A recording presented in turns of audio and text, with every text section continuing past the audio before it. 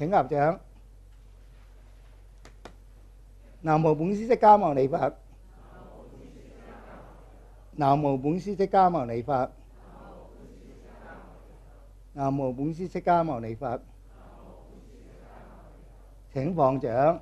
咁我哋六祖壇經咧就講5堂，咁而家係第4堂嚟嘅，所以咧要講得即係快脆啲。咁啊，人哋普通講六祖壇經要幾堂咧，係講一品嘅啫，一個行由品已經講你10堂8堂。咁啊呢個咧六祖壇經總共有10品啊，咁我哋講咗行由品，呢個咧係敘述六祖大師接法同埋咧弘法嘅經過。咁啊跟住咧我哋會講嘅咧就係般若品第2、疑問品第3、定慧品第4、坐禪品第5、懺悔品第6。呢個咧就係大鵬子嘅開法記錄。咁大鵬子即係光孝子，即係咧佢喺度出家之後咧，跟住咧法中就即係揾佢講經啦。咁佢咧就喺度講，講咗幾日，咁啊講咗第2到第6，即係講咗呢5個題目。般若、疑問、定慧、坐禪、懺悔。咁啊呢個咧呢啲關係到呢個禪宗嘅關係，因為呢個禪宗咧對呢啲嘢嘅見解咧同第二啲宗係唔同嘅，所以有呢一個宗門同埋教下。教下咧似講經華嚴宗啊、天台啊、華嚴啊、唯識嘅嗰啲屬於教下。宗門咧就係講呢一個教外別傳啊，呢個禪宗。咁啊教外別傳咧並唔係話即係靜雞雞傳俾你咁，你哋以為教外別傳呢個心對心啊靜雞雞傳俾你，其實唔係。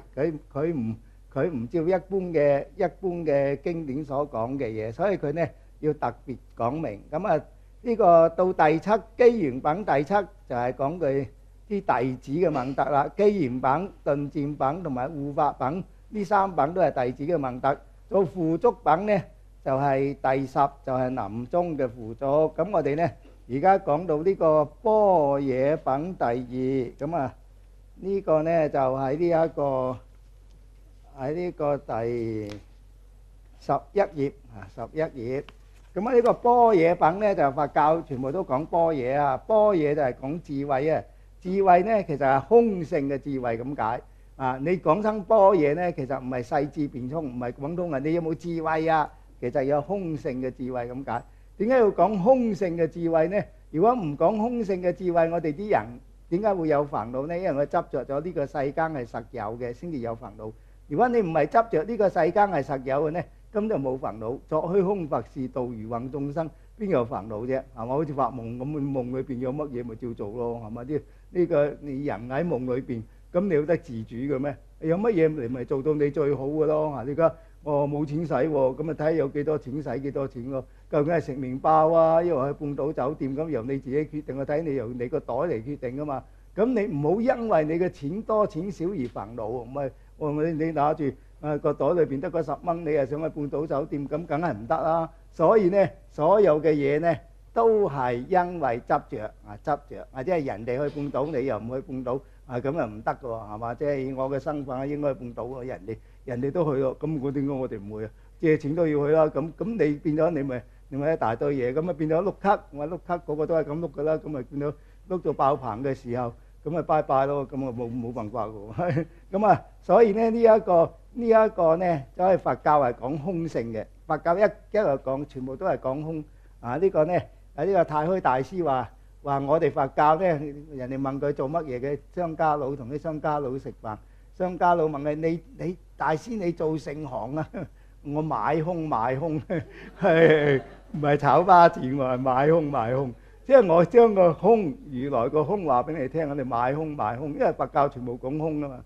所以咧太虛大師話知道緣起就知道一切嘅佛法啊！你知道個世界係點嚟嘅呢，你就知道個佛法係應該點做噶。所以我哋上一次講咗呢個6大緣起，即係呢個世界係點嚟嘅？世界係點嚟嘅？6大緣起。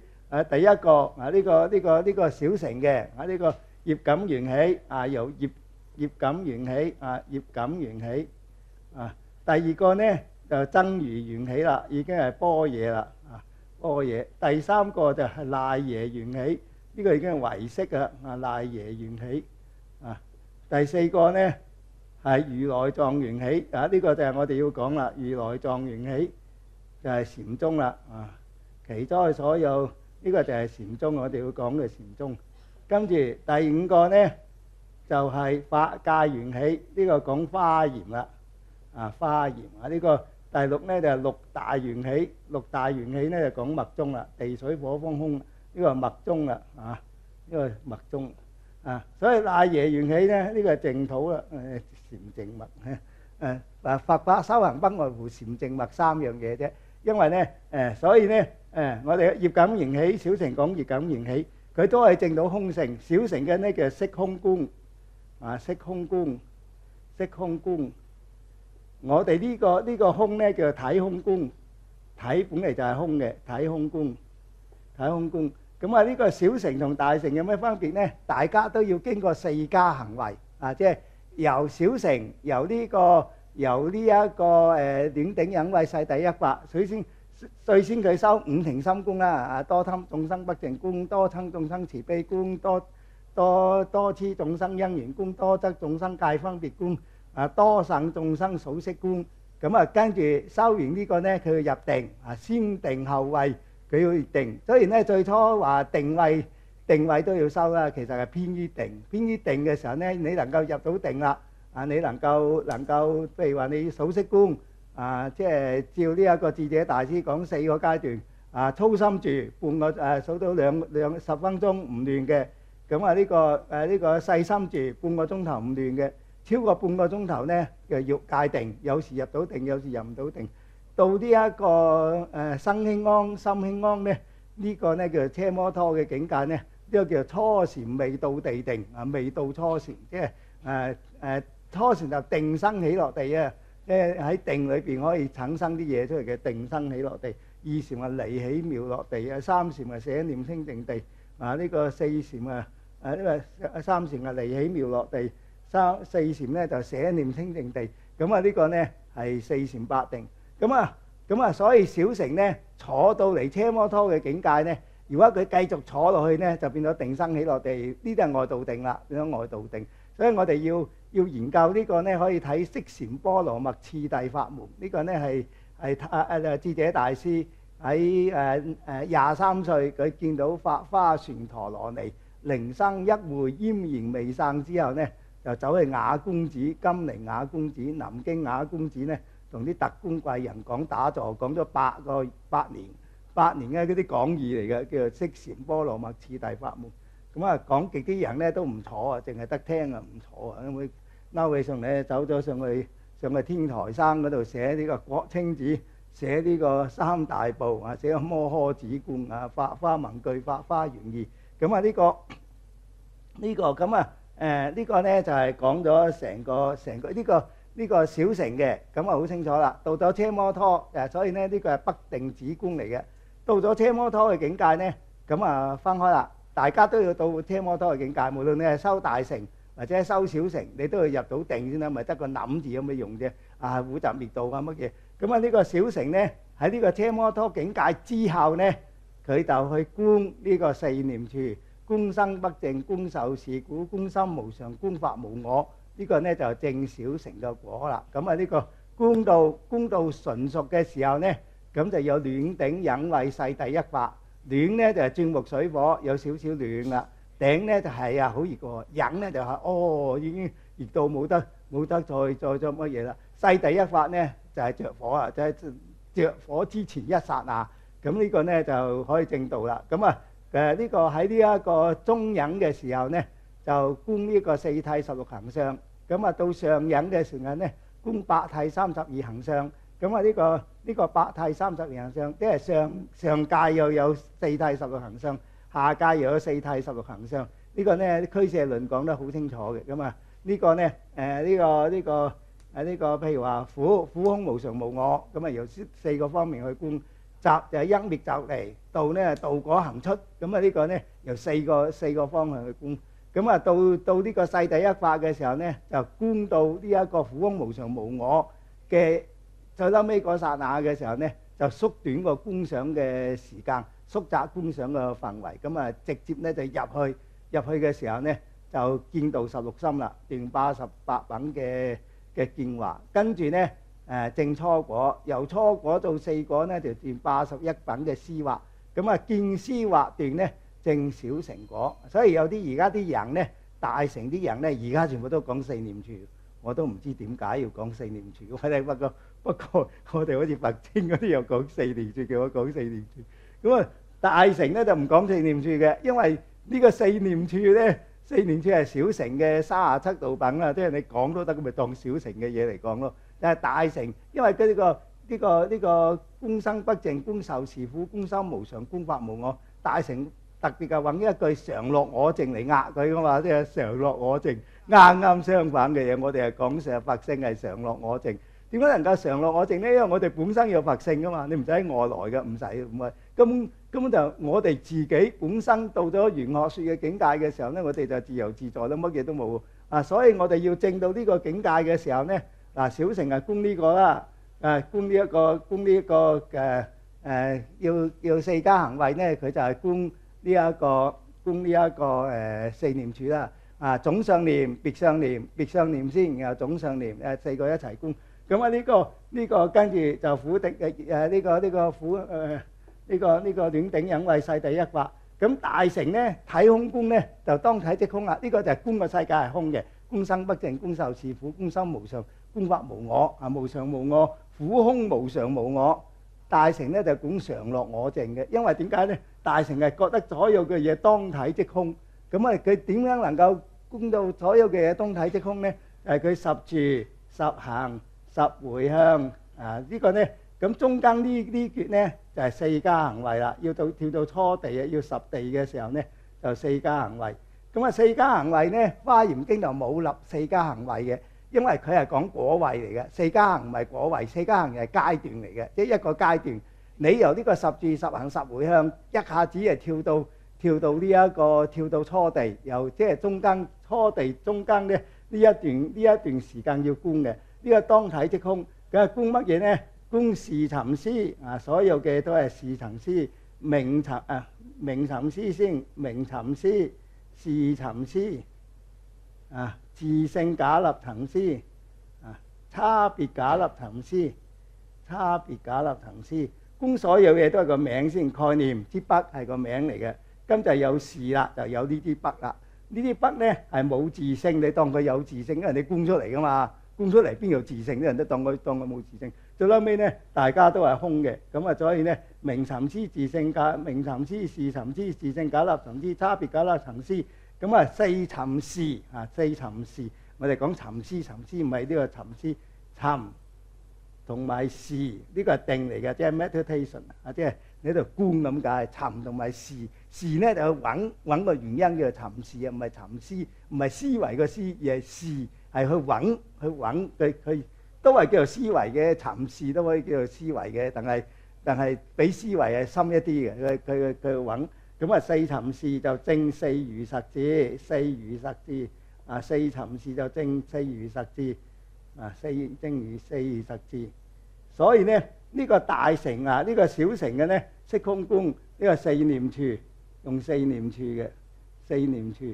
大乘咧用四尋思證四如實智，咁呢個咧教理就顯然嘅，大家冇得爭喎呢樣嘢。呢樣嘢大家冇得爭。但係而家啲法師又唔識嘅喎，法師唔識喎，唔知講下又講到四念處嘅。大乘講下又叫你加去修四念處。咁啊初機修四念處又冇錯嘅，叫你唔好咁執着啫，係咪？叫你唔好咁執着。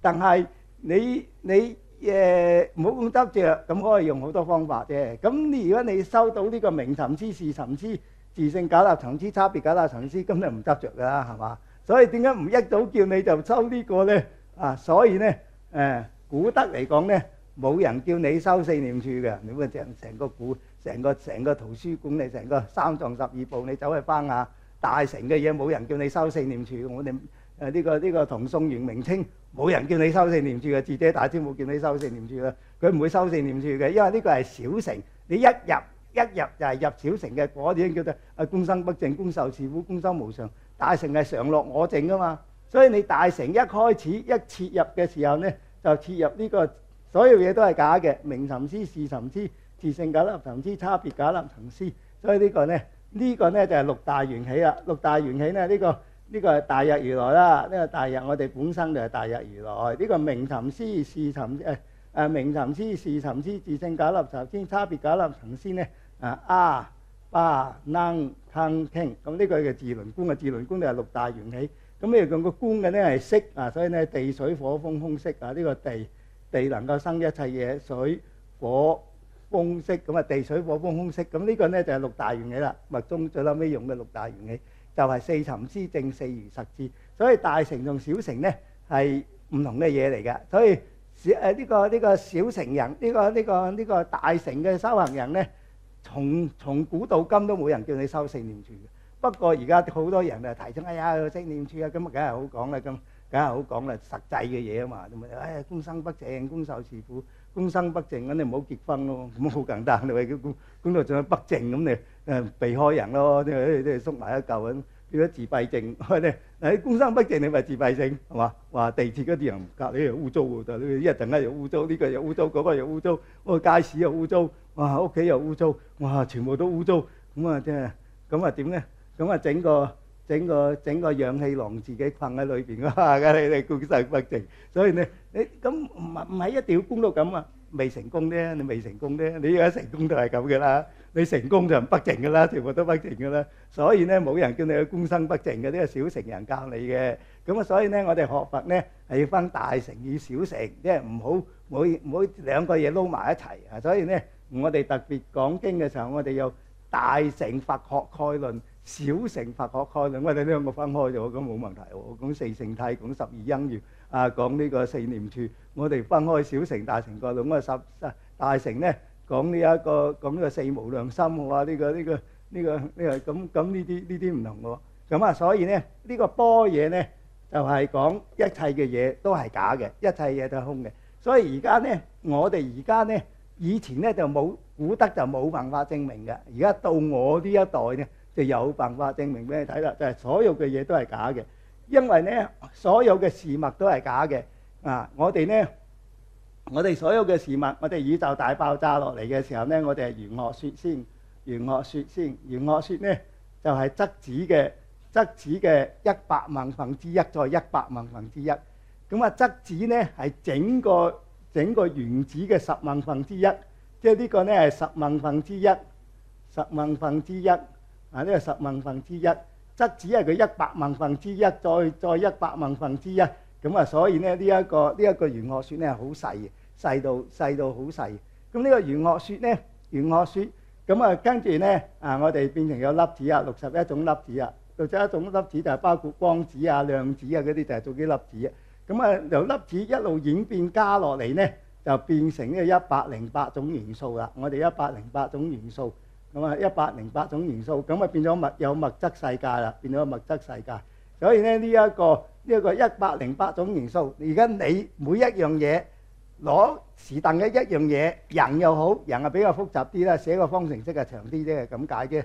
人都好簡單㗎嘛，你就算去到 DNA 啊 ，DNA 都係去氧核同核酸啫嘛，都係 GATC 啊 GATT、GUTC 咧就係呢個 RNA 啊，嗰啲去到你嗰個 DNA 啊夠複雜咯啩，都係13萬個唔同嘅組合，最活躍嘅咧2萬幾個嘅啫，即係2萬幾個唔同嘅組合，全部都係 GATC 啊。咁你如果查基因圖譜 GATC， 咁你去查基因圖譜嘅時候咧，佢查完之後咧，佢就俾本書嚟，一本書 GATC 全部都係 GATC。咁你咧去揾 GATC 呢個咧究竟係乜嘢嚟嘅咧？咁啊人哋好正常人啊乜嘢結構？你啊究竟人哋係 GATC， 你係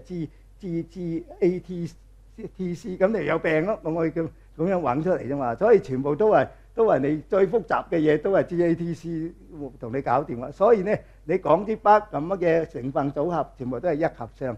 所以呢個禪宗點解用《金剛經》嚟印證咧？《金剛經》都係一合相啊嘛，呢個世界就係一合相。呢個凡夫執著其事啫，其實所有嘅嘢都係一合相。呢個佛教一早已經知道嘅，因為佛教係一個好好有智慧嘅宗教嘅，唔會話即係呢個佛係高高在上所有嘅嘢，其實佢係講緊個道理嘅。所以呢，呢個無論係呢個愛因斯坦又好，霍金又好，都話講佛教先至係最切合呢個科學嘅。佛教根本走喺科學前邊嘅。所以我哋講啲嘢，我哋講而家講10個希格斯場，希格斯自己都唔知。我哋講十法界嘛，你諗到咯，咪10個嘛，由微細啊嘛，由粗到微細啊嘛，天人惡鬼阿修羅地獄畜生，咪10個10度空間咯。咁啊啲科學家咪講10度空間咯，10度空間咯，大家喺同一個空間裏邊係有10度空間噶嘛。鬼神就喺我哋隔離，不過你睇唔到。不過佢可能係偏僻啲嘅，譬如有啲喺海底啊，咁你即係唔會阻到你。如果你話大家10樣嘢都谷喺香港咧，咁啊唔得嘅。咁有啲喺北極啊，有啲喺雪山上面啊，咁你變咗大家有大家唔同嘅空間。但係其實係空間嚟嘅，即係你入到去係空間嚟嘅。所以咧10度空間啊嘛，10度嘅嘢即係10度空間。咁啊呢個咧咁啊，所以咧呢個般若咧就係空性嘅智慧。所以佛教咧最緊要知道空知道空。小乘咧用色空觀修四念處證呢個色空觀。咁佢由呢一個見道16心斷88品嘅見惑，由初禪到呢個初果到4果咧證呢一個斷81品嘅思惑，見思惑斷。咁啊呢個大乘咧要斷見思惑、塵沙惑同無明惑。塵沙惑咧就係呢個唔知道塵沙咁嗰種方法去度眾生。我哋點解要經過3大阿僧祇劫呢？因為眾生係無邊，所以呢，因為有塵沙咁多種眾生咁你就要做好多世啦，去研究一世睇下貓點樣去正道貓點樣苦集滅道呢個狗點樣苦集滅道，魚點樣苦集滅道，俾我食嗰啲三文魚又點樣苦集滅道，阿拉斯加巨蟹又點樣苦集滅道，咁你嘅。俾你食梗係苦啦，係嘛？咁你點樣正道咧？咁你咪要接觸佢哋，你先至知道㗎。知道佢，所以咧你要3大阿僧祇，佢接觸曬所有嘅眾生。呢個叫塵沙惑破塵，有塵沙嗰種眾生，所以塵沙咁多種眾生咧，有唔同嘅正道方法，唔同嘅調教方法，唔同嘅教佢哋嘅方法，所以你要接觸佢哋呢個和光同塵，咁你先知道嘅。所以咧就要經過3大阿僧祇劫，所以塵沙惑。咁最後尾咧登地嘅時候咧就斷無明惑啦，破一品無明就證一分法身。咁呢個初地呢個布施圓滿證初地呢個冇能布施嘅，我冇布施過佢。咁你要經過3輪體空，你經過10住10行10回向，咁你中間要經過3輪體空啦。你點樣能夠由10回向跳去3輪體空咧？梗係中間有一個4尋思證4如實智啦，呢個就係4加行為，一樣係暖頂忍位世第一法，同小乘嘅名一樣，但係呢個係大乘嘅4加行，小乘嘅4加行。咁仲有呢個咧呢個咁所以咧呢度密宗所講嘅咧，全部都係空性講證空性。智慧咧就係講空咁解，空嘅智慧，知道呢個世界係一合相嘅智慧。所以咧呢個般若品第2，次日韋使君請益師升座。咁呢個咧呢5品下低個5品咧，喺大梵寺就開壇説法。咁點解叫六祖壇經咧？六祖壇經咧就係因為呢個説法中間有受戒嘅，咁因為開個壇，因為逢生受戒都有戒壇㗎，因為要結戒要成咁要有個高嘅位置喺度受戒，叫戒壇。所以咧呢個叫做壇經，因為佢喺大梵寺，即係喺光口寺嗰度咁開壇受戒，受呢個無相戒同大家受呢個無相戒，其實係佛性戒嚟嘅。咁受呢個佛性戒嘅時候咧，咁呢一個咧就叫做六祖壇經因為個壇字就係咁嚟嘅。所以咧次日韋使君請益師升座，告大眾曰：總淨心念摩訶般若波羅蜜多。咁點解會念摩若波羅蜜多咧？因為咧我哋咧喺唐朝嘅時候咧，到而家咧全部都念摩訶般若波羅蜜多。總言之，一開經摩般若波羅蜜多咁無論你供天又好，做乜嘢法會都好，都係念摩訶般若波羅蜜多。因為知道呢個係重要啊嘛，因為所有嘅嘢咧都係靠呢樣嘢成佛嘅。所以佢講經嘅時候咧，應該有個儀軌嘅，即係有個偉羅喺度講念摩訶般若波羅蜜多啦，至少嘅即係佢係開經之前係念摩訶般若蜜多，咁啊前面可能啲咩天人啊，我啲天人咩説法啊嗰啲一大堆咁啊，龍天咩白蒙龍象眾嗰啲咁嘅偈啦，跟住就念最撚尾嗰句咧摩訶般若蜜多，所以咧佢就接住呢個講落去啦。咁啊話總淨心念摩訶般若波羅蜜多，復弘善知識菩提般若之智，世人本自有師，只緣心迷不能自悟。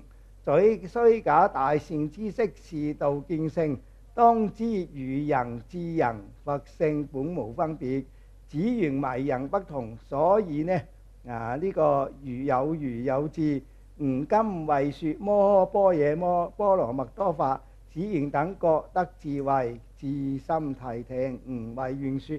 所以呢呢個般若波羅蜜多呢，佢嘅意思呢就係我哋無論乜嘢眾生都好呢個宇宙大爆炸嗰時呢，所有嘅眾生呢都係一團物質爆出嚟嘅。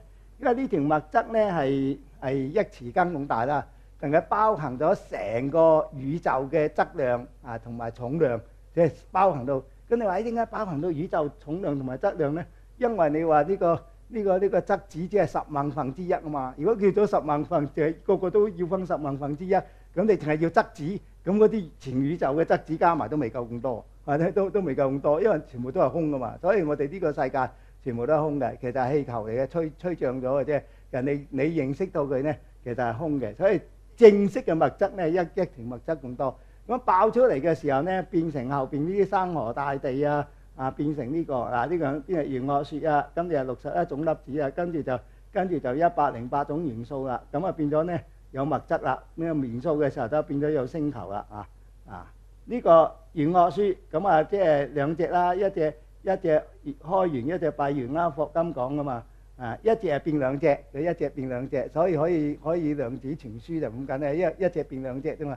咁所以利用呢一個，因為每一個光子，即係每一個粒子裏邊一個玄學說，一係就開元，一係就閉元。咁每一個呢都係變兩個嘅，變兩個，唔會變多，你咪可以傳遞啲嘢就唔會相關，唔係變三個啊，變三個咪變咗複製，可以複製咁，你唔可以複製，一捉佢呢佢係省㗎啦，所以變咗呢個。咁所以呢又係玄學說，跟住變成61種粒子我哋而家講嘅靈界就係粒子嚟嘅每個粒子，我哋啲手機啲粒子咩全部都係用粒子啦，即係你睇唔到嗰啲嘢，粒子咩4G 5G 全部都係粒子嚟嘅。咁最拉尾呢，再大啲就係元素，再大啲元素呢，咁我哋呢個宇宙咁形成我哋啲星球啦、太陽呢個9大行星當然我哋講我哋嘅宇宙啦，我哋嘅宇宙呢其實好細嘅啫，哇去到銀河系裏邊呢，只係星團嘅，星團又有呢一個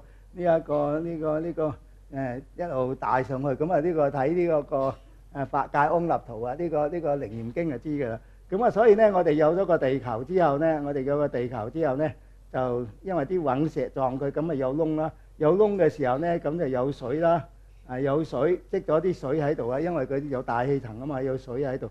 有落雨咁積咗啲水喺度，咁所以呢最初呢我哋個地球呢1/3係海水嚟嘅，咁海水呢有啲電去激佢呢，咁由呢個無機物就變做有機物你最先呢 organic compound 變到 non-organic compound 變到 organic compound。咩叫做無機物呢？係金銀銅鐵石嗰啲無機物，有機物呢係氨基酸嗰啲係我哋嗰啲叫做有機物所以呢最先呢個冇機物，全個宇宙都係冇機物嚟嘅。咁經過雷擊嘅時候呢，咁經過電擊嘅時候呢，所以佛話呢喺光陰天飛嚟嘅，就係光同埋陰就係雷電喎，雷電交加嘅時候呢，咁慢慢有氨基酸啦，變成阿米巴、斯派扎啦咁一路變咗出嚟呢，變咗我哋進化到我哋而家個人咁。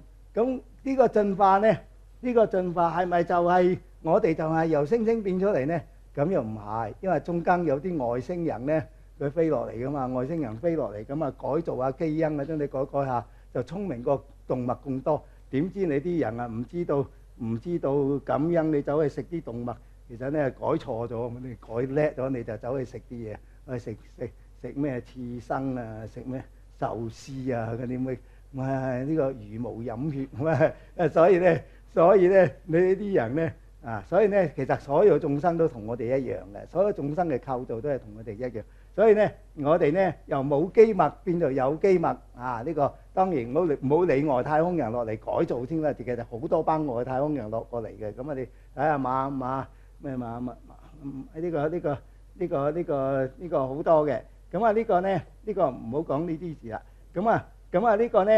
呢個咧變咗人咧變咗有機物嘅組織咧就有兩個啦。有機物咧就有兩種，一種叫做生物一種叫因為死物叫做生物一種叫做死物，一種叫做生物。咁生物分兩種，一種叫做植物，一種叫做動物動物。咁植物咧就冇意識嘅，即係冇個第八識喺度啊。咁呢個動物咧就大家咧都有兩個嘢，一個係第九識，眾形百劫可消磨，初伽羅心無動轉。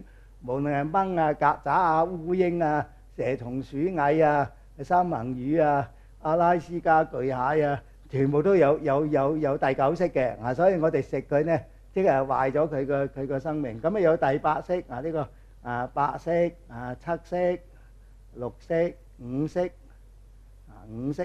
咁呢個咧大家嘅構造一樣。植物咧就冇啦，植物咧佢啲鬼神就可以住喺度嘅，即係輪迴嘅時候啊。如果你死咗之後，咁呢個佢係雷孫作主翁，咁走咗第八識咧就聚實曬啲嘢走咗之後咧，再揾到個身體再入翻落嚟，咁變咗輪迴啦。但係咧植物就唔會輪迴嘅，植物咧因為佢冇個第八識嘅，因為呢個第八識咧係嗰個佛話咧只係金剛座，佛嘅金剛座你唔可以穿過，同埋咧呢一個母胎係唔可以穿過，所以入咗母胎係走唔到出嚟啦。所以咧有啲係早入，咁唔著數啦，瞓咗10個月，咁嘢都唔記得曬。但係有啲係啱啱入落去咧，咁記得喎，記得以前啲嘢。如果係借屍還魂更加犀利啦，人哋嗰個就嚟死，哇！呢個身體好喎，哇！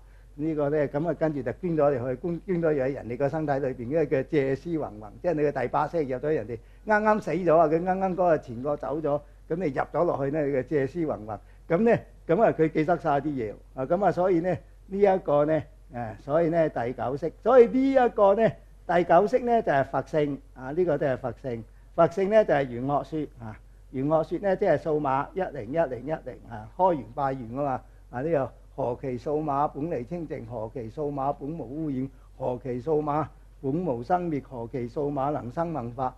數碼即係佛性。即係玄學説，講細啲即係玄學説所以咧全部都係玄學説。所以數碼咧係最細嘅嘢所以其實數碼係形容呢個玄學説，即係1010都係玄學説嚟嘅。咁1010咧，所有嘅都係1010，並冇好同埋壞。1010嘅只不過係強同埋弱呢強同埋弱呢個黑同埋白，即係呢個有少少分別嘅，有少少分別嘅時候咧，就形成個大分別咧，變成呢個世界森羅萬象啦。我哋去翻呢個玄學説嘅時候咧，有翻少少嘅分別咧，呢個咧就係佛啦。呢個分別咧係要有嘅。第一念係清淨噶嘛，所以咧呢個第一念我哋要分別嘅。我哋要飯來張口，衣來張手。我哋唔可以飯來張手衣來張口咁你係餓死都得，所以咧你一定要分別嘅，所以唔好話冇分別。有啲人話冇分別，你係俾件衫佢叫擘大個口得。所以咧呢一個係錯，冇分別，點會冇分別啫？食飯就係食飯，着衫就係着衫嘅，飯來張口，衣來張手，呢個係正常噶嘛。如果連呢個都冇埋，咁點做人啊？所以咧呢個係少少嘅分別嘅時候咧，唔妨事嘅所以咧話所有眾生都有第九識。只不過佢未顯發出嚟啫，有啲人咧顯發咗出嚟，呢個叫做菩提第八識轉八識成四智啊嘛，就變成菩提咯。菩提就嚟度眾生咯。呢個第九識就變成涅槃所以我係大涅槃大菩提。咁啊呢個大涅槃大菩提，咁啊呢兩個咧係即係第九識就變成涅槃，第八識就變成菩提。淨係有涅槃咧，度唔到眾生，死寂寂喺度啊！所以咧禪宗一開悟到南庭靜在一爐香，終日怡然默念燒，不是有心隨妄想，卻仍無事可思量。咁啊擺個公仔喺度都係咁啫，你都唔係人嚟嘅，係嘛？卻仍無事可思量，我冇思量，咁你點度眾生啊？所以咧，你淨係得涅槃咧，度唔到眾生嘅。你要將轉八識成四智啊！將呢個第九識一轉咗之後咧，轉八識成四智咁嘅時候咧，先係度眾生嘅工具。將第八識變成大圓鏡智，第七識變成平等性智，第六識變成妙觀察智，第七識變呢個前五識變成成所作智。咁小乘唔講呢啲嘢，小乘冇第八識噶，小乘講到意識嘅啫，第六意識。第六意識啊，冇第七識同第八識嘅，唔好講第九識啦。所以小乘就係小乘咯，佢唔講到呢度，咁又點同大乘咧？係嘛？佢都冇第八識，佢冇講將來嘅，冇講下一世做乜嘢喎？小乘冇講下一世，唔提下一世，佢知道下一世要輪迴，但係唔提下一世啲嘢，唔會話哎呀我哋而家做咁多啲福啦，將來有下一世會好啲，佢唔會理呢啲嘢嘅。小乘咁啊，呢一係你啊出家日中一直樹下一宿。三依一故，咁啊正道啊正道，唔正道啊下一次再嚟，咁啊冇嘢，冇講你下一世，咁啊所以咧我哋唔同啊，我哋講消業積福求解脫，咁啊去唔到嘅時候，我哋積翻啲福，下一世做四宿五宿六宿咁都好啲啊，係嘛？即係所以咧呢一個啊，所以咧個個都有啊呢個咧個個都有呢個般若嘅智慧，個個嘅最究竟咧都係。呢一個第九識眾形百億可思磨，初迦羅心無動轉。咁呢個第九識咧，因為俾個第八識包住，咁啊第八識咧有啲人咧就佢習氣重咧就包得緊啲，有啲人習氣輕咧就包得少啲。包得少啲嘅時候咧就係智者啦，佢哋第九識就現得多啲。咁啊包得重啲嘅時候咧，直頭就食飯瞓覺睇電視翻工，跟住賭錢，你一世都搞唔掂喎，買六合彩。我係買六合彩，你成世都搞唔掂，係咁啱係得你中。咁啊，所以咧呢個善知識世人終日口念般若，不識自性般若，猶如舌食不飽，口鄧說空，問極不得見性，終無有益。所以呢個摩訶般若波羅蜜多咧，呢個般若咧唔係俾你講嘅，講有冇般若，要你親證嘅般若，你要自己去睇嗰個般若，能夠證到個般若咧。先至係咁啊！點樣證個般若咧？就係明尋癡、事尋癡、自性假立尋癡、差別假立尋癡咯。唔係知道一切嘅嘢都係空嘅，一切嘅嘢都係我哋嘅概念。我哋有咗支筆嘅概念嘅時候咧，有個名，因為窺思默解啊嘛個名。咁啊有咗啲筆嘅時候咧，就有實默之筆啦。呢啲實默係我哋變出嚟咗，佢冇自性，我哋當佢有自性。咁啊當佢有自性喎，要長要短，要靚要唔靚，要金巴要成。咁啊手錶咁我哋冇曬手錶喎，唔準戴手錶。我哋因為點解咧？手錶唔係要嚟睇時間喎，要嚟炫富嘅。我哋戴隻哥斯登頓都唔知係乜嘢嚟嘅嘛，但係喂幾十萬一隻咁啊，戴喺隻手度，喂人哋賊佬一搶你隻手錶，連隻手都剁埋。所以咧呢一個手錶係要嚟睇時間嘅。而家咁多時間，電腦又有時間，呢度又有時間，咁使咩戴手錶啫？咁你做咩仲要戴手錶咧？因為我隻手錶靚過人啊嘛，冇。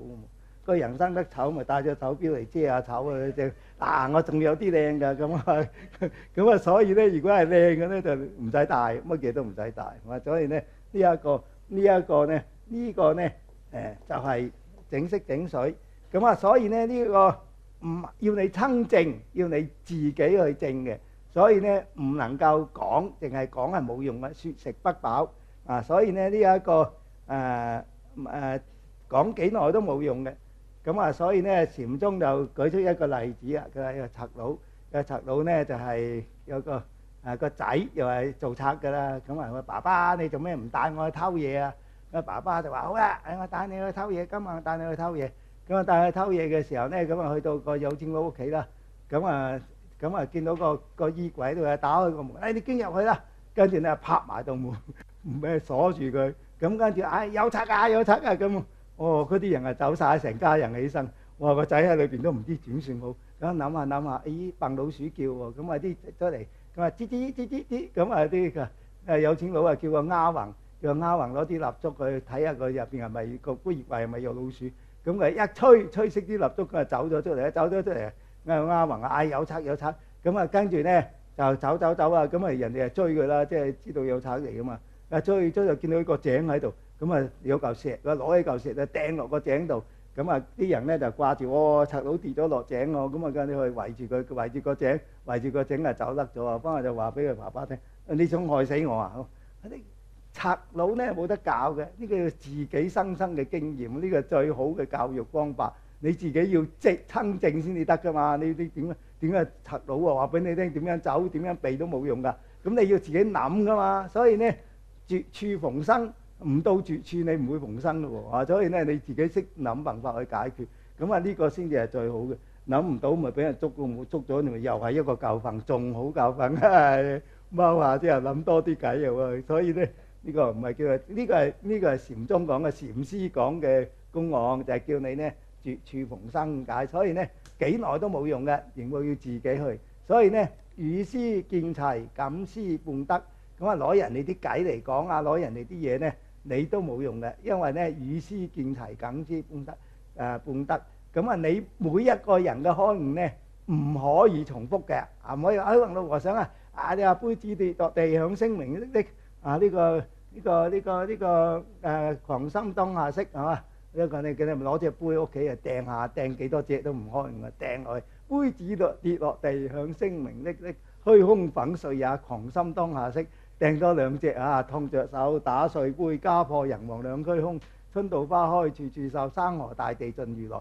唔可以重複嘅，所以你唔好睺住人哋個107個公1007個公案，你唔好諗住咧照嗰1007個嚟開悟，唔得嘅，因為你唔可以重複嘅。你一個思想裏邊有一樣嘢咧，你就開唔到悟嘅啦。即係你要破嘅，所以禪宗唔睇書就咁解啦，連公案都冇睇咁多做乜嘢啫？係嘛？即係呢個唔係呢係人哋嘅嘢，人哋已經做咗，即係人哋霸咗，你都冇得啊！除非你唔知啦，我唔知，我未睇過公案喎，咁啊照佢個方法叫佢嚟開悟，咁就唔係與師見齊，感師半德，呢個自己得嘅喎，唔係。雖然大家係一樣啫，唔俾我自己發明嘅，係嘛？但係你睇咗之後就冇得發明咯。我所以咧呢個唔同嘅。咁啊呢個若是善知識，世人終日口念般若，不識自性般若，猶如是食不飽，口鄧說空，問诘不得見性，終無有益。摩訶般若波羅蜜多呢係梵語，此言大智慧到彼岸。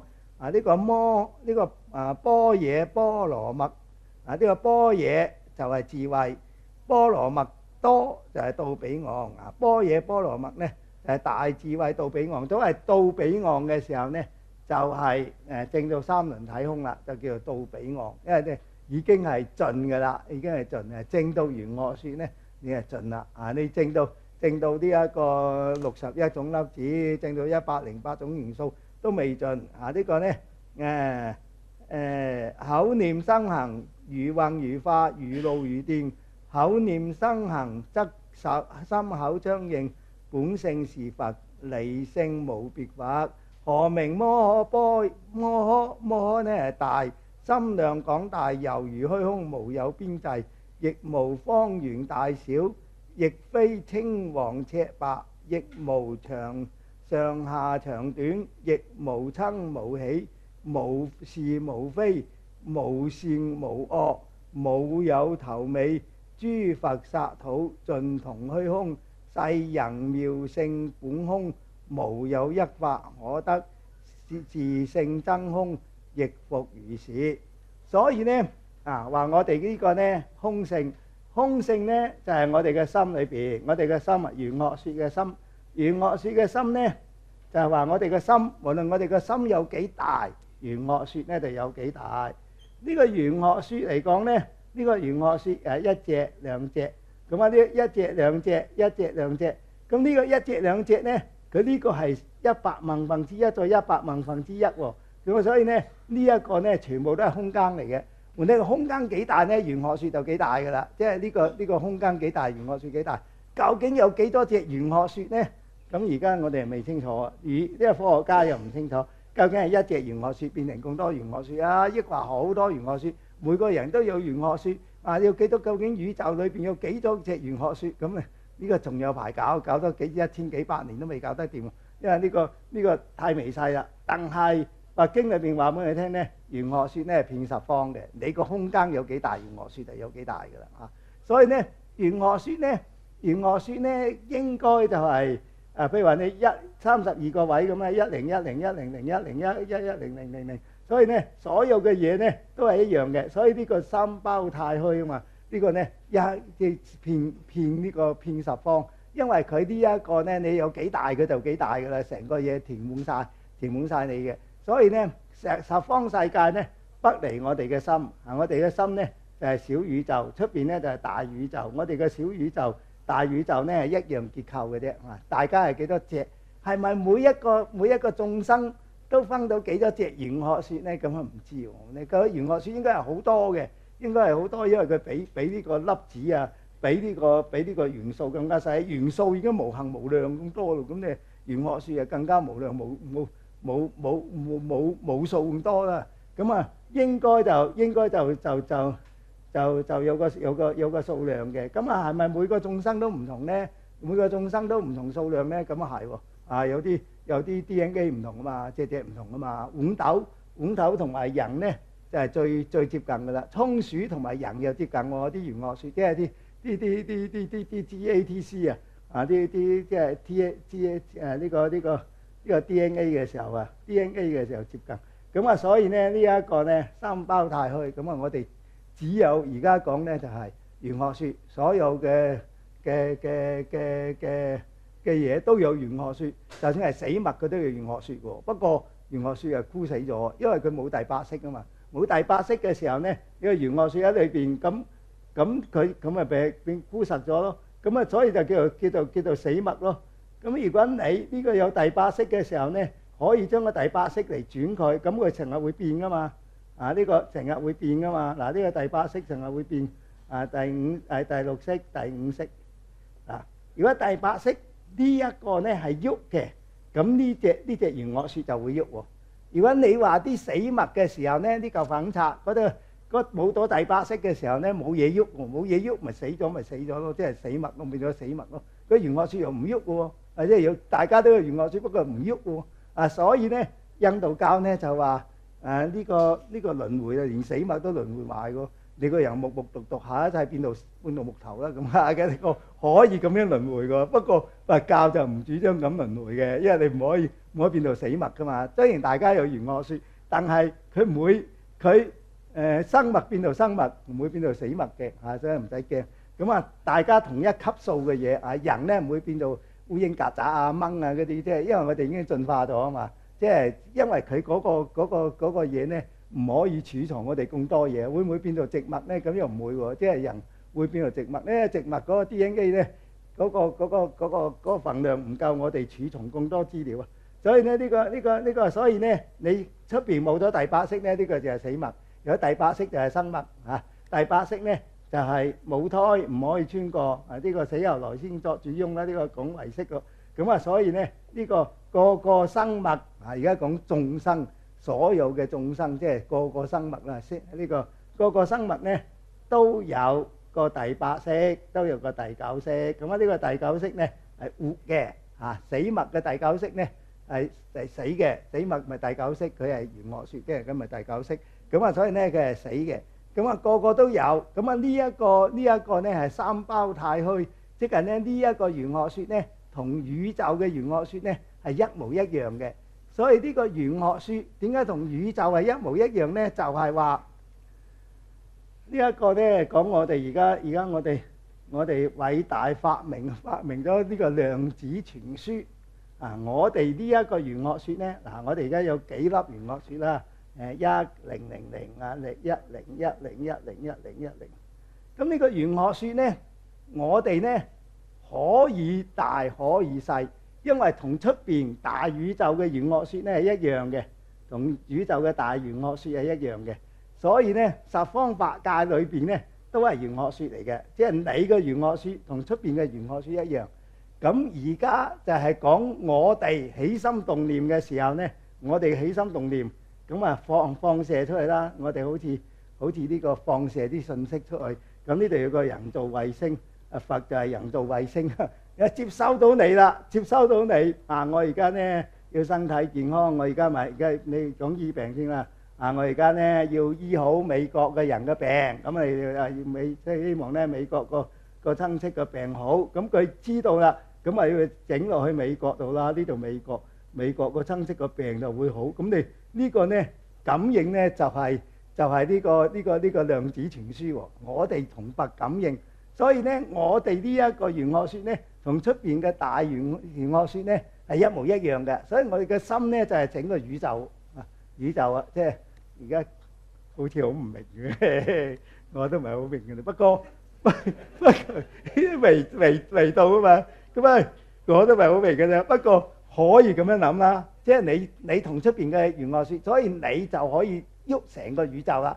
所以你密宗嗰啲講話咩太陽冇落啊嗰啲咁，全部都可以㗎。咩薩馬寧波即係初撥嚿雲過嚟啊，大嶼山旅行啊，咁啊好攰啦。咁啊佢又演下神通啊，將一個手一撥咁啊，嚿雲啊遮住15分鐘啊，坐完先至走人。咁可以咁樣做嘅，咁啊可以咁樣做嘅，因為佢可以改變啲嘢啊嘛，改變出邊啲嘢。即係你而家放個信息上，我要嚿雲啊，咁佢咪啲佛菩薩聽到咪俾嚿雲你咯，咁啊遮住你啫嘛，冇嘢㗎。點解而家就係呢個就係感應啦？我而家要病好，要乜嘢要求乜嘢？我要求中六合彩，咁啊排隊啦，咁啊查下本簿咧，你幾時有得中先？因為呢一世可能冇機會都唔定嘅。所以咧呢一個咧就係我哋佛法所講嘅感應啊，相應感應。咁啊，所以咧我哋個人雖然咁細個，但係我哋可以從十方世界係同一出氣。所以咧我哋嘅心包太虛，唔好睇小我哋自己，我哋可以喐到十方世界嘅嘢即係咁啊！只要咧有心咧就喐到啦。咁啊呢個咧所以咧呢一個冇長冇短，因為呢個玄學説咧就係絕對清淨嘅境界啊嘛。無是無非，無善無惡，無頭無尾，世人妙性本空，無一法可得。所以咧冇自性真空，亦復如是。所以我哋中意呢個玄學説咧，我睇少個玄學説。玄學説咧係可以感應到宇宙任何一個地方嘅佛，而且佢係冇時間嘅阻隔，冇空間嘅好似我哋上一次講咧，我哋話呢個李樹榮話咧，美國有個女仔租屋住，咁啊撞到個鬼咧要同佢結婚，咁啊俾張相我，咁啊叫我收化，咁我夜晚咧10點鐘就收慧積金剛，咁啊聽日嗰個人就打電話嚟啦，嗰個女仔啊打電話嚟話，哎呀，琴日10點鐘咧，咁啊跟住咧就10點鐘咧就有棟紅光照落嚟，咁我自己就走咗。咁所以咧你喺香港收法嘅時候咧，你係咁要求慧積金剛嗱講走嗰隻嘢啊，咁你慧積金剛咪會喺嗰度美國嗰度做到，即係時間係冇界限嘅，你想要乜嘢都得呢個到乜嘢都得所以有啲人咧打電話嚟師傅啊，我有事啊，美國呢個英國嗰啲餐廳啊成日話鬧鬼啊鬧成有鬼啊，我得啦咁應承完之後冇咗件事，佢就會好返。因為點解咧？因為好多嘢佢都唔記得嘅。其實咧，你叫我回向，我其實都冇回向嘅。咁所以佢會好嘅。咁我唔使回向，我都自己會好。我起心動念佢就會好嘛。因為你個心喐一喐，咁咪會做咯。咁你仲搞咁多嘢做咩咧？回向啊，跪喺度啊，求啊，嗰啲形式嚟噶嘛。你個心同宇宙係相通噶嘛。你想個好咪想個乜嘢咪乜嘢咯。你觀啫嘛。如果你係正咗道嘅，咁你一觀就得噶啦，即係都唔使咁麻煩啦。所以呢個可以改變整個世界啦。咁啊，善知識莫問吾說是空，便執着空。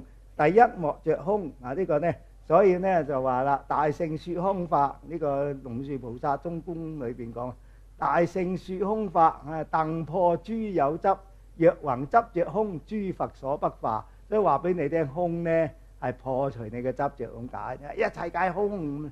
今晚唔好食飯，今晚一樣要食飯。空呢係要嚟講嘅呢個土空就唔得嘅講空就得，土空就唔得。所以呢，仍係要食飯，仍係過現世嘅生活。空呢叫你唔好執着嘅啫，食飯就食飯，唔好食餸，唔好諗啲餸，食得飽就算啦。所以呢，所以咧，我去買秋葵嘅時候咧，嗰個秋葵嗰個就好激氣啊！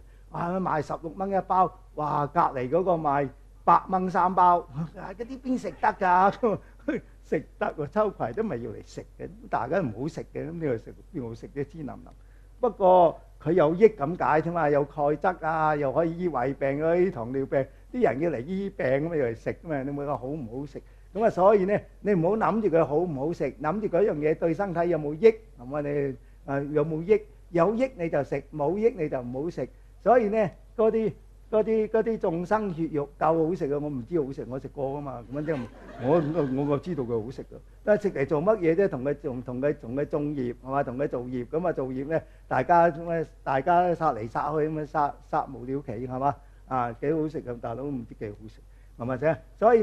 所以咧，唔係我哋唔想食，牛夠食草啦，唔見佢成佛係嘛？所以呢個係你嘅心啊，你嘅心，你唔想同佢結惡緣啫。咁啊，善知識，莫聞吾說空，便即着空。第一莫着空，若空心靜坐，所以唔係觀空啊。所以呢個話坐喺度觀到成個空曬咧，咁咧下一步唔知點啦啊！所以咧，即着無記空，善知識，世間虛空，能行問物色像，日月星宿山河大地，泉源溪澗草木叢林，惡人善人，惡法善法，天堂地獄，一切大海，雖微諸生，盡在空中。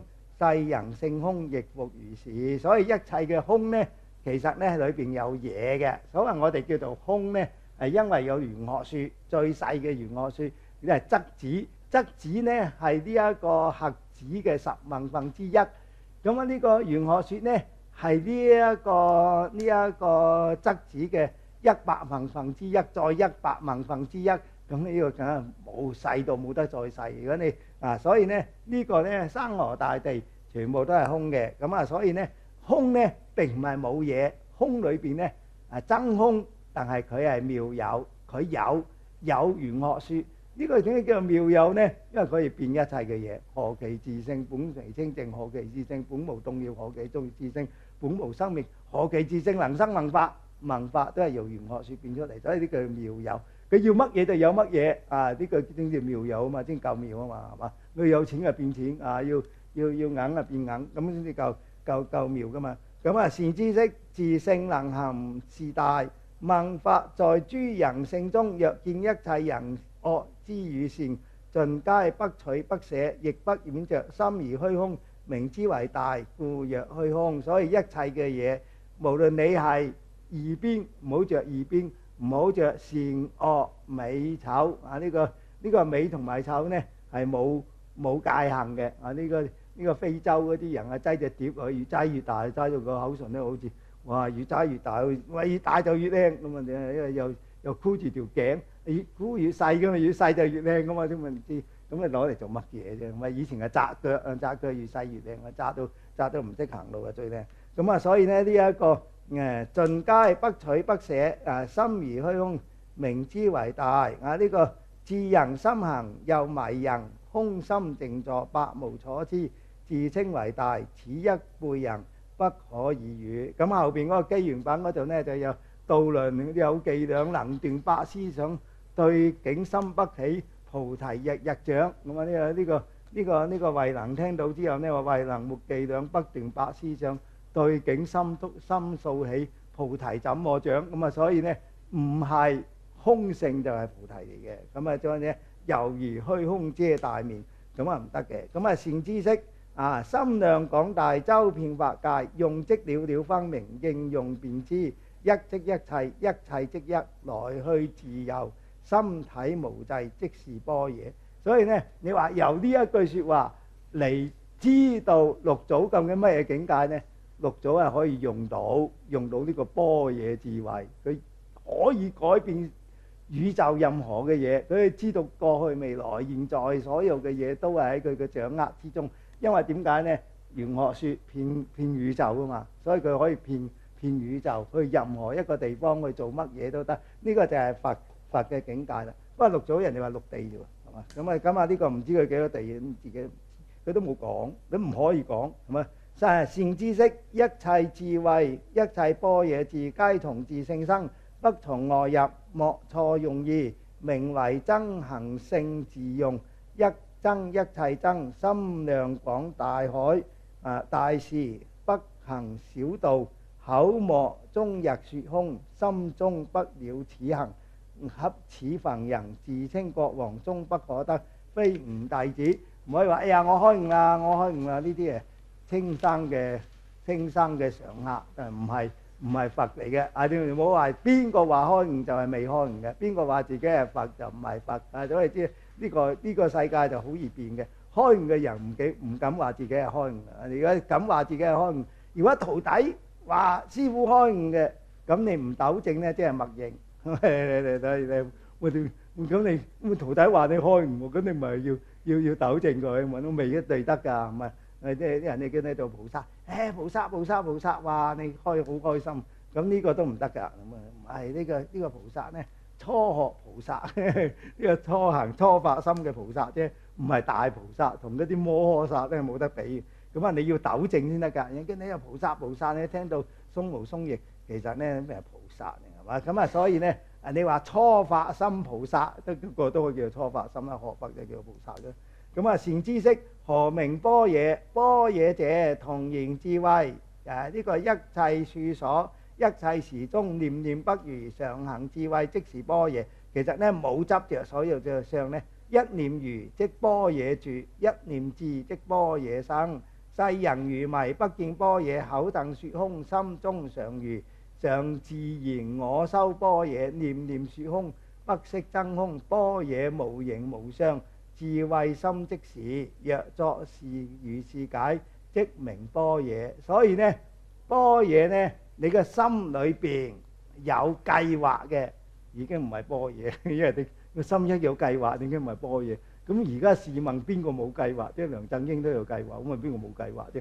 個個都有計劃，個個都賣咯，好簡單啦嘛。所以呢，你係要互來互現，康來康現。咁呢啲人邊度揾到呢？天橋底咯，咁係咯，佢係咯。咁啲正常人係有計劃噶嘛。咁嗰啲人，禪宗以前嗰啲都係㗎，咩做船子啊、做乜嘢，全部都冇人知嘅地方啊嘛。所以呢，以前呢要去參學嘅時候呢，第一件事去廚房啊嘛，廚房出祖師啊嘛。如果唔係祖師，唔做得廚房嘅喎。點解唔做得廚房呢？因為你500人食飯，每人食多一口呢，你係煮多幾次飯都唔夠食。每人食少一口呢，咁啊剩低幾桶飯啦。所以呢個來果禪師去高猛子嘅時候啊，第一日剩4桶，第二日剩2桶，第3日啱啱夠食，以後都啱啱夠食。咁佢知道佢食幾多啊嘛？知道啲飯食唔食得晒啊？你要知道啲人食唔食得晒啊嘛？知食唔食得晒啲飯，食唔食得晒啲人有冇胃口，有冇食唔食得晒啲餸啱唔啱佢胃口？你要知道噶嘛？知道咪祖師咯。你唔知道咪冇得做典座咯嘛。典座出祖師，唔係話捱得就出祖師喎，而係你係要知道喎。佢知道冇得呃人嘅呢啲嘢嘛。咁所以咧呢一個呢，你一有分別就冇啦。咁啊而家啲人諗住呢，哎呀細個呢讀完書，跟住去排隊上公屋。上工嗰度排隊啊，10幾20歲咁啊，連揾份好啲嘅工都唔敢，因為超額啊嘛。佢你喺度諗咁多做乜嘢啫？係嘛？你諗咁多，咁你讀完書10幾歲，你已經諗公屋啦，諗住公屋啦，咁仲有發達嘅你都唔想發達。呢啲人你唔好嫁。我所以咧呢啲嗰個人都係咁諗，叫做有計劃啊嘛。呢啲人咁啊，所以咧唔啱嘅，即係你要互來互現，康來現，隨遇而安啊！即係喺你個環境裏邊做到最好嘅，咁你又唔好唔做啊！呢個呢應無所住而生其心嘅嘛，又唔好唔做，但係你又唔好太多計劃、太多理想、太多乜嘢嘅時候呢，亦令到你呢就逼埋啦。而家嘅你理想呢係跟住呢讀完書，跟住揾份工，跟住供樓供你一世，供完一世呢，跟住就踢咗你入安老院。咁啊簽衰仔紙啊，入安老院，咁咁啊過埋呢一世啊，暗淡個口擘大啲個口，擘大啲個口啊，好啊叫係咁上下，你會冇咩第二樣嘢嘅喎，因為你一早就要諗住間公屋噶嘛，咁我供樓啦買樓啦，佢一一世做樓嘅奴隸係咪？供晒層樓，咁冇樓又點啫？住天橋底好舒服喎，係嘛？幾好啊，幾好啊！你又唔住，咪所以咧，揾啲露營咧，日日露營都得㗎。你拎住個營喎，翻工啊拎住個營啊，翻去山嗰度露營幾好，冇人唔俾你露營。咁啊，所以咧呢一個點解一定要有間屋咧？要間屋咧累死你咯，幾百萬，你會得個1萬幾千蚊人工，要供幾百萬層樓，係嘛？供嗰下仲有啲仲有啲外來嘅喎，仲有病啊，仲有剩啊，咁呢啲嘢好難預測噶嘛。咁啊成世都係捱嘅，咁啊冇辦法啦。咁啊係中意捱喎。咁啊呢個咧，所以咧我哋即係我哋唔捱嚇，因為中意食樹啊一宿啊咁啲3衣1褲啊，所以咧唔好制啊，嗰啲樣嘢唔好制。所以咧呢一個，而且咧你生個細路仔出嚟，唔知係小兒麻痹症啊，因為唐氏綜合症啊，地中海貧血，哇咁夠膽嘅！真一世喎，要照顧佢一世喎，哇都咁夠膽，咁啊真係好嘢嗰啲，好佩服你哋。咁啊，所以咧呢一個何明，所以咧咁多唔知道嘅嘢，即係自己一個人生啊生死啊死都冇咩所謂㗎。但你帶住成抽嘅，咁你生死都唔得㗎嘛，唔得自由，唔得自在咁啊！呢個生死，但係你啲人仲喺度㗎嘛，所以咧點解俾自己連死都唔安樂咧？係嘛？所以咧。何明般若波羅蜜多，咁啊，所以咧我哋又好慶幸咧，我哋出到家嗰日咧，嗰日我個女朋友，即係以前係拍拖噶嘛，拍拖10年啊冇同佢結婚，咁啊後尾我出家啦，咁佢話跟住出家，但係出家又唔出，所以咁啊，我啊睇見佢嚟廟宗祠喎，咁我就整車咯。佢話咧有啲嘢即係同我講，佢話有乜嘢啊？咁佢話有啲嘢搞我，有咩搞佢喎？咁我去咗賭場。去咗10幾日喎，到咗10幾日，咁啊，梗係輸咗好多錢啦！咁你梗係諗我，見我喺度抹緊車，我2架車喺度整下，佢咧就話：我話第一件事嗱，我啲錢係十方錢啊，我一個錢都冇，我不蓄金錢嗰啲，我所有嘅錢都係俾十方嘅，所有錢咧，無論利是錢啊咩錢啊，都係十方嘅，要喺嗰度攞，因為佛堂就係我就係佛堂，要就喺嗰度攞，即係要用喺嗰度攞。攞到嘅錢啊，全部擠曬落十方啊！冇錢啊！咁啊佢，唔係問你借錢，唔係就係最好啦。咁啊心諗，哇得死啊！瞓天橋底而家同佢結咗婚啊，真係。所以你一個人唔賭錢啫，唔知隔離嗰個賭唔賭啊嘛？仲有咧，你隔離嗰個唔賭啫，你唔知佢外母賭唔賭啊嘛？外母賭唔賭，仲唔知佢舅仔賭唔賭啊嘛？你做大件事啊，舅仔。咁跟住有親戚朋友咧一大堆，點解做啲咁唔明、咁唔了解嘅嘢咧？前景茫茫係嘛？你都唔知睇唔通噶嘛？你點會睇得通咧？睇得通佢啫，你睇唔通佢外母啊嘛？睇得通佢外母，睇唔到佢舅仔噶嘛？所以咧就大件事啊！所以我哋嗰度做嗰個人咧，嗰個工人咧就好激氣啦！嗰個咧佢就話。佢結婚嘅時候咧，佢老婆就冇啊，大家捱咗撈尾離咗婚啦。佢老婆寫咗10幾20張紙俾我，話大佬你寫俾我做乜鬼嘢啫咁啊？咁啊講嗰啲衰嘢啦，咁啊冇嘢嘅，兩個冇嘢嘅，撈尾離咗婚。點解離婚咧？因為佢結婚嗰時咧就冇嘢嘅，咁啊日日翻屋企食飯啦，即係呢啲係照例噶啦。咁撈尾咧，佢個妹就嫁咗俾個警司，哇犀利啦！佢嫁咗個警司。咁佢個舅仔咧，佢個舅仔啊，即係佢細路啊，讀下做咗大學講師，最先係佢揾錢最多嘅。咁啊，最後尾變咗揾錢最少喎。咁人哋個個都睇唔起佢，窮鬼有冇錢打麻雀啊？咁啊變咗又屋企又唔敢幫啊。咁啊跟住咧又成日咁兩公婆就唔啱，咁就省咯喎！即係要辦法啫。因為你同佢結婚嗰時睇唔到佢個舅仔會做大學講師，又睇唔到佢個妹會嫁俾警司嘅嘛。咁你點搞咧？你話要估計咁多嘢係嘛？咁真係喎，咁你發生咗係咁，咁你會變咗好自卑咯。即係本嚟揾得錢最多嘅嘛，咁就俾人揾得錢最少，到人哋嗰度又唔人哋又唔睬你啊，又喺度講啲用錢嘅嘢啊，你又冇錢使啊，咁啊即係咁啊變咗省咯。都係人生嘅嘢，估計咁多嘢咧係冇用嘅。所以咧呢啲嘢咧好煩嘅。咁啊唔好講你真係煩。咁啊呢個何明般若波羅蜜，此是西國語，同言到彼岸，解義離生滅，着境生滅起。所以咧解義離生滅，着境分別起。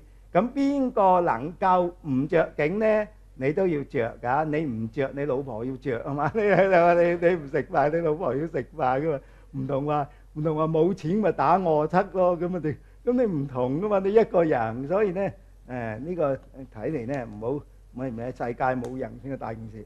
咁啊呢個如水有波，即名此岸；離境無生滅，如水常流通，即名彼岸。所以咧一切嘅嘢都係假嘅。所以咧呢一個咧做人咧只不過咧係呢一個精啲嘅咧消業積福求解脫呢個消業，首先咧你唔好俾啲業繼續落去啦唔要消業咧，最好唔好做業，隨緣弘舊業，不再作生因。唔好食啲動物食啲剩會報仇噶嘛。咁呢個咧消業，咁跟住咧拜懺呢個放蒙生嗰啲都係消業嘅方法啦。積福拜多啲佛咁修多啲善事做多啲義工咁跟住咧就念佛求生淨土求解脫，消業積福求解脫。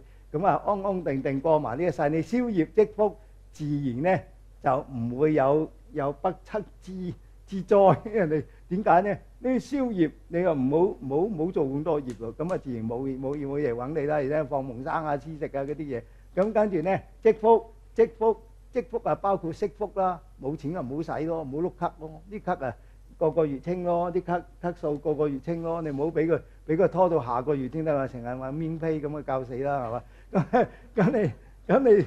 咁你就教死啦。咁你一積埋，仲慘過大耳窿。咁所以咧而家試問邊個冇咳嘅呢？試問邊個唔使未來錢嘅呢？咁成世都煩惱咯。咪一開手就係成世都煩惱。邊個唔睺住層樓嘅呢？一睺住層樓你又煩惱咯。你唔睺咧，隔離嗰個睺。所以咧你一有隔離嗰個你又煩惱，跟住有化骨龍你又煩惱，一個400萬咧你又煩惱。咁仲唔好有小兒麻痹症、同時綜合症喎。咁你又煩惱多一世喎，煩惱成世都煩惱將來咧佢個仔女又值得你煩惱咁所以咧成世都煩埋佢。呢個咧善知識凡夫即佛，煩惱即菩提。前念迷即凡夫，後念悟即佛。呢個前念着境即煩惱，後念離境即菩提。所以咧煩惱即菩提，煩惱係一定有噶啦。人世間，所以我哋講咧呢個密宗咧最中意係講理趣經。理趣經五秘密我哋本身咧就係佛嚟嘅。呢個咧就係金剛薩埵，我哋本身就係佛。咁跟住咧有4個根本煩惱，欲觸愛盲4個根本煩惱。呢個咧有情日夜憎昏迷，貪嗔我愛夢相隨嘛。呢個欲觸愛盲愛盲4個根本煩惱，愛盲4個根本煩惱。咁我哋成日想斷呢個煩惱咧，斷唔到嘅，因為欲觸愛盲一定有你唔好諗住咧我要冇煩惱斷煩惱了生死講嘅小乘講啫，其實斷唔到，唔可以斷。因為呢個就係我哋嘅第8識，呢個係我哋第7識，呢個係我哋嘅第6識，呢個我哋嘅第5識呢個咧就係阿閦秘佛，呢個咧就係寶生佛，呢個就係阿彌陀佛，呢個咧就係北空成就佛。你如果你將呢個欲觸愛盲都唔要嘅時候咧，咁一指公呢個大日如來，咁你咪冇咗轉8識成4智咯。呢個要你轉，唔係要你寫。你寫咗呢個寫咗欲觸愛盲咧唔得，點樣轉咧？發大菩提心大菩提心就可以轉啦。我而家想成佛要不嬲大貪啲，我想成佛咁欲呢個欲最大想成佛。成佛咧要捨己為人咁，你嗰啲夠大啦啩？咁呢個第7識咧本嚟係欲觸嘛，接觸一個人嘅，我接觸所有嘅眾生，呢個平等性智所有眾生都係平等嘅，貓狗佢都係平等嘅，即係所有嘢。咁你點樣教啲仔女呢？我哋屋企養嘅隻咩貓狗就係寵物，出邊嗰啲呢就係食物，呢啲係寵物。咁你又點解人哋嗰啲係食物，你呢啲係寵物呢？豬牛羊難道冇父母養育嘅嚇？誰無父母養育多年？豬牛羊都有父母嘅，咁你呢啲就係寵物喎，人哋就係食物喎。咁點樣教細路㗎？所以呢，要接觸所有眾生，呢個叫平等性智，所有眾生平等。你愛寵物咧，就愛埋所有全世界嘅動物，你唔好淨係愛你嗰啲。咁一陣間，我帶你去食呢一個食牛肉啊，食牛肉咧140個部位，哇！呢個好食啊，個頸啊，個胸啊，呢個嘅骨啊。豬啊28個部位喎，我雖然唔食啫，我了解，了解下都得嘅，咁啊了解下都得嘅，咁啊你都冇咁清楚啊，咁啊所以咧咁啊佢點解呢啲就食物，嗰啲就寵物咧，又唔明白咁啊，咁所以咧呢個咧世界紛爭就咪咁起，咁啊呢個愛咧就係愛，本嚟愛一個人啊嘛，愛一個人係跳樓噶嘛會嘅，所以你愛所有嘅人，大愛所有嘅眾生，咁你咪變咗妙觀察智咯。呢個妙觀察智咧就係知道所有眾生嘅嘢，你嘅中意乜嘢，你去俾佢啊嘛。咁妙觀察智。咁呢個盲我盲咁高本嚟係唔好嘅。咁你話我盲咁高本嚟係唔好嘅。咁呢個盲咧，你要用咗大菩提心之後咧，佛盲我成佛度眾生。點解唔眾生成佛嚟度你啫？我哋唔使咁辛苦啊，係嘛？等眾生嚟度我哋啊嘛。橫掂都有人成佛啊，成佛就會度我哋噶啦。咁啊，所以咧，點解你成佛一定要度眾生？唔得，我要度眾生，唔係眾生嚟度我啊嘛。唔好等眾生嚟度我，我要成佛度眾生。呢個叫佛盲，起個佛盲啊！我成佛，我唔成佛，誰成佛？係嘛？所以咧，我唔度眾生，邊個度眾生？咁先至係佛盲啊嘛。所以你發咗大菩提心之後咧，即係大菩提心咧，就係慈悲心同埋出離心啊。慈悲心就係所有慈悲所有嘅眾生，出離心咧就係成佛啦。咁所以咧，自利利他。你發咗菩提心之後咧，欲觸愛盲咧，自然會轉變成四智。咁如果你唔要呢個煩惱咧，唔要欲觸愛盲四個根本煩惱咧，呢個貪生我愛盲相隨，你唔要咧，咁變咗你冇咗四智咯。我覺得你咧煩惱即菩提就係咁啦，即係理趣經就係咁。理趣經咧唔淨止密宗喎，呢個玄奘法師有譯喎啊，呢個六般若波羅蜜多經啊，呢個有譯喎，呢個理趣經呢個玄奘法師都有譯喎，不過冇人睇啫嘛，咁啊冇人去睇佢咁解啫。其實咧，我哋嘅煩惱即菩提，咁啊呢個禪宗就講得好清楚，所有煩惱都係菩提。所以咧，你唔好以為冇煩惱就最好，冇煩惱咪臨停靜坐一爐香，終日怡然默念燒不是有心隨夢想，卻仍無事可思量。咁你又冇嘢做嘅啫，係嘛？冇嘢做又係唔得。咁啊呢個善知識啊，摩般若波羅蜜多是最尊上最第一，無住亦無來啊，無住無性亦無來。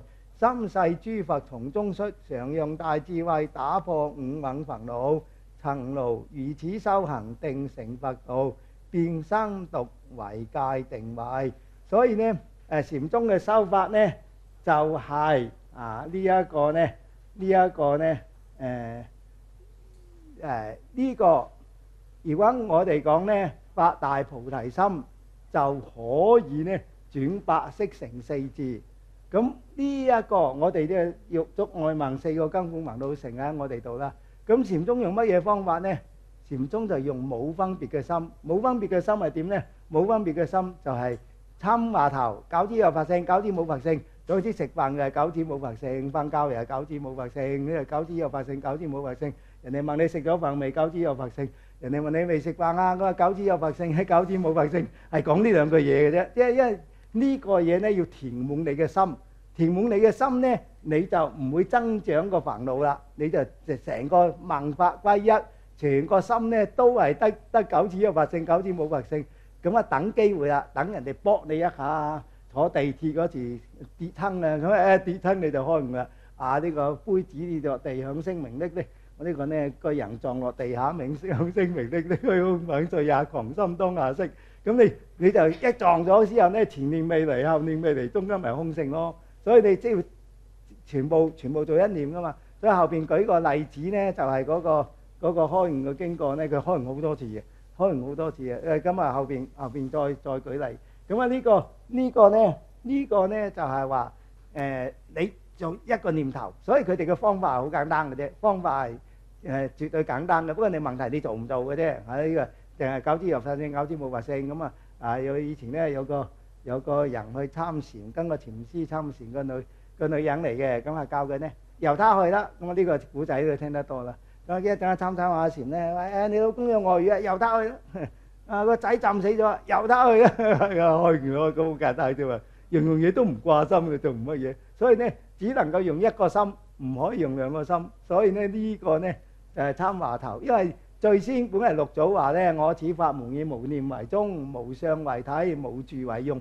咁但係咧體相用點樣嘅體相用啊？啲人都唔明啊參話頭咯。九次有佛性，九次冇佛性。啊拖住個死屍嚟嘅邊個？虛雲老和尚咪拖住個死屍嚟邊個？問法歸一，一歸何處？你自己求其參一個啦。咁啊參咧，你個話頭咧又唔好揾到個答案喎。九次有佛性，九次冇佛性。咁你唔好揾到九次究竟有冇佛性。你唔好問念佛是誰，念佛咪我咯。你念佛是誰啊？呢個咧呢個念佛是誰？念佛是誰咧？呢個係參話頭。所以咧參話頭咧唔係要你揾個答案嘅。呢個禪宗話咧，常呼小玉原無笑，卻要騰龍認得聲啊！呢個咧小玉係妹仔嚟嘅，咁啊小姐咧去遊花燈去睇花燈，咁啊見到個情郎嚟啦，咁佢就小玉，咁阿小姐叫我做乜嘢？冇出聲，我哋即係唔係叫你，我係引佢注意啫嘛。所以咧，你成日諗住嗰句嘢咧，唔係叫你揾答案，拖住個死屍係邊個啊？問法歸一，一歸何處啊？你冇揾個答案出嚟，揾個答案出嚟係錯。所以咧，你呢樣嘢你又揾唔到個答案，又嗰個人咧起疑心，大而大悟，小而小悟，疑下咧冇人教咧就入青山，所以唔好恐疑得咁多，喂疑得咁多咧就咁唔掂。咁點解人哋嗰啲咧就會精神分裂？你禪宗嗰啲就唔會入青山咧，就入青山嘅機會少，都會走火入魔，但係少。點解咧？因為你嗰啲人咧，普通人咧就越諗越多嘢啊嘛，咁咪變咗精神分裂咯，個頭腦負荷啊。咁你而家禪宗咧越諗越少嘢啊嘛，淨係一句食飯又係嗰句嘢，好食又係九次有佛性，唔好食又係九次有佛性。去廁所又係九次有佛性，瞓覺又係九次有佛性，因為佢縮做一句啊嘛，縮做一句咧，即係精神分裂嘅機會就少，因為精神分裂就多啊嘛，跟住越諗越多咁嘛，越諗越放唔低。哇！點解佢唔中意我啊？點解我唔生得唔靚咩？咁啊諗下以後話點啊？諗下前路蒙蒙咁啊諗話精神分裂，因為你諗多啊嘛，你由少嗰度諗多，而家佢由多諗少啊嘛，所以錯誤嘅機會咧係少嘅，即係仍然有，仍然係會走火入魔，但係少個機會係少啊。尤其有師傅喺度啦，咁啊睇住你啫。咁啊，所以咧將萬念歸一，一歸何處？萬法歸一，歸到一個念頭。咁再打爛埋佢。所以咧做師傅嘅要睇清楚，睇下佢得未先，頭惡啊一棍拗落去，開悟啊，犀利啊！拗唔啱咧就大件事，拗唔啱未開悟咧，咁啊再嚟過。咁啊所以咧當頭棒喝啊！你問佢乜嘢？問佢黑就答白，問佢乜嘢同佢擲翻轉頭咁啊！而家啲人最中意擲㗎啦，即係破除佢嘅執著啊嘛。咁啊實啱。咁啊當頭棒喝。咁啊呢個咧所以咧煩惱即菩提，善知識最尊啊！無住無善知識，我此法門從一般若生84000智慧，何以故？世人有84000煩惱，若無塵勞，智慧常現，不離自性。悟此法者，即是無念無憶無着，不起抗衡，用真如自性，以智慧觀照，以一切法不取不捨，即見成佛。所以呢無念第一件事呢，你無着先，冇分別。你攞起個粉刷，冇分別佢個粉刷呢究竟好抑或唔好，都擦極都擦唔到嘅，污糟嘅嘛。你冇諗分別佢污糟抑或唔污糟，粉刷本嚟就係污糟嘅。你分別佢污唔污糟，你係嘥氣。所以呢，你攞起個粉刷，粉刷就係粉刷，你冇諗住呢個叫無住啊！攞住呢個食飯嘅時候呢，唔好諗住食乜嘢餸。你而家你做下嘢都諗住食乜嘢餸。我哋以前翻工未諗住，我日日都喺度講食乜嘢餸嗰啲人哋。跟住呢打個電話問隔離嗰個食乜嘢餸，關你鬼事咪？所以呢啲成日都諗呢啲嘢，咁你邊有得開悟㗎？冇得開悟㗎嘛。咁啊，所以呢你攞起嚿嘢，你冇着啊。總言之，胡來胡現，康來康現，你冇執着佢就得啦。總言之要用就用，唔用就抌咗佢，咁就即係你冇理佢。總言之係你嘅就你嘅，唔係你嘅就唔係你嘅。所以咧六合彩又唔好買咁多錢，你試下運氣到未？10蚊、8蚊可以試下嘅，但係你試得多咧冇用嘅，你買1000萬你都係唔中㗎啦。所以咧呢個咧冇着啊，冇着。第一件事咧唔好着上先，跟住咧就冇着啊，冇相啊，呢個冇着，跟住就無益啦，無益就冇相啦，即係冇執着嘅時候就冇相啦。啊呢個咧你見紅綠燈停喺度，見到紅燈就停喺度，如果綠燈啊過馬路，你唔好嫌個紅燈停得耐啊，綠燈過得快啊，呢啲啊唔使嘅。咁你自然咧就無念啦，個心裏邊就無念。無念嘅時候咧，無念就冇嘢煩住你啊，冇嘢煩住你咧，慢慢你嘅第九識就會走出嚟啦。如果第九識完全走出嚟就開悟咯，咁啊大徹大悟咯，所以都係咁啫嘛。咁啊你打着手，燙在杯，家破人亡兩虛空，咁啊叫全部空性咯。但係空性之後咧，然後睇呢個世界就唔同嘅咯。咁啊所以咧呢個春到花開處處秀，山河大地盡如來啊嘛。咁啊，所謂善知識，若人欲甚深法界及般若三昧，須修般若行。持從金剛經，即得金剛般若經，即得見性。當知此經功德無量無邊，經中分明正嘆，莫能具數。此法門是最上乘，為大智人說，為上根人說，小智小根人聞。心性不信，何以故？譬如天龍住龍下雨，依然浮提，成邑聚落，率皆漂流，如飄草葉。若大海不爭不敢，若大乘人，若最上乘，聞說金剛經，心即悟解，知本性有般若之智，自用智慧，常觀照顧，不假文字。咁啊呢個金剛經呢係一個最重要嘅經典。以前呢個達摩祖師嚟嘅時候呢，嚟東土呢傳4卷靈伽經俾慧可。咁啊到呢個黃梅嘅時候呢，就開始用金剛經啦。金剛經點解用金剛經呢？因為裏邊呢有好多好重要嘅概念，好似呢應無所住而生其心啊，呢個呢一合相啊，呢個一切又話如夢幻泡影啊嗰啲，咁佢好重要嘅嘢，而且係明白易重。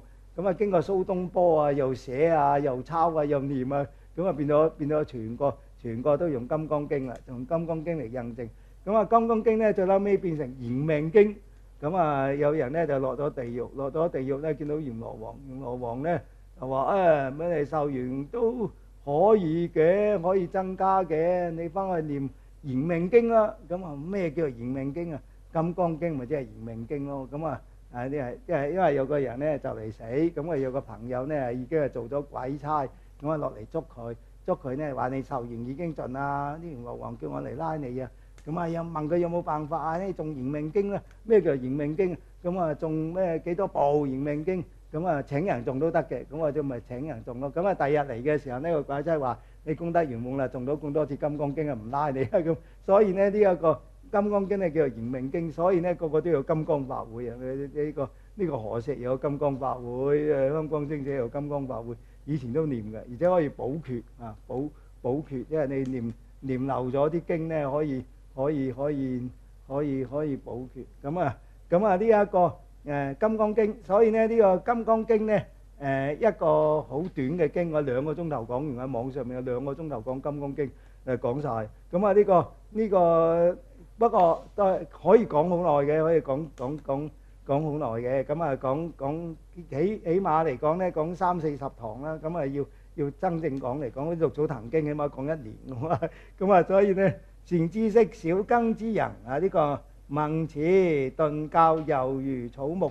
咁啊如果你因為有啲人呢係小根嘅呢，始終都係小根，所以我哋成日俾人鬧。你講咩？講咩大乘小乘金剛乘，邊有得分㗎？大乘小乘密宗冇得分嘅，冇得分，你冇中意冇分，冇分我中意有分。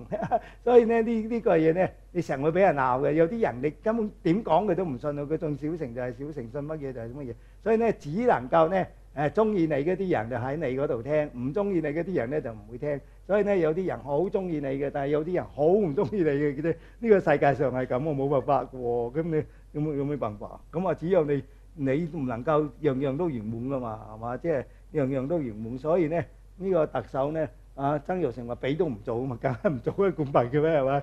因為你要供到社會上咁多嘢，你要個個都滿意你喎，真係難咯。咁啊一個唔滿意你就夠死啦。咁啊會有刀仔㗎嘛，攞把刀仔吉下你，咁你肥都冇嘅啫。一個唔滿意啫，但係700萬人都中意你，一個唔滿意你哋就夠死啦，係嘛？咁蠢都有嘅，係嘛？即係做乜嘢要做到咁辛苦咧？而家你冇可能平衡曬所有成個社會嘅怨氣。咁你有啲人唔做嘢啊嘛，我唔做嘢想食飯咯。咁你又要睇佢，咁佢都要有飯食㗎。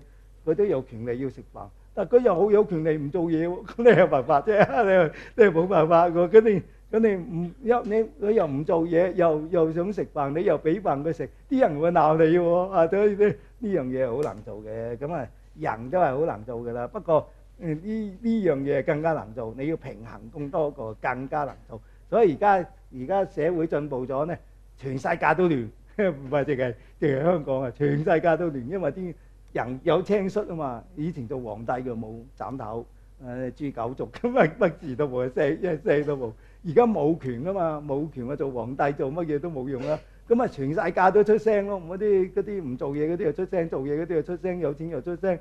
你俾多啲錢，俾多啲發展多啲商機咧，啲窮人啊出聲啊，咩霸權啊，地產霸權。咁你啲俾多啲錢窮人嘅，你話佢益咗佢唔做嘢，我話幾難咧？你話，所以咧呢個世界實亂嘅，咁啊冇辦法啦。咁我哋只有自保嘅啫，我哋係唔理佢哋，咁啊叫自保。咁啊善知識，小耕之人，由呢個咧，所以咧有小耕同大耕。善知識，一世修多羅及諸文字。過咗鐘咯喎。咁啊今日講到嚟呢度先啦，大家有冇問題咧？可以提出嚟問下。大家有冇問題咧？可以提出嚟問下。有問題啊？冇問題。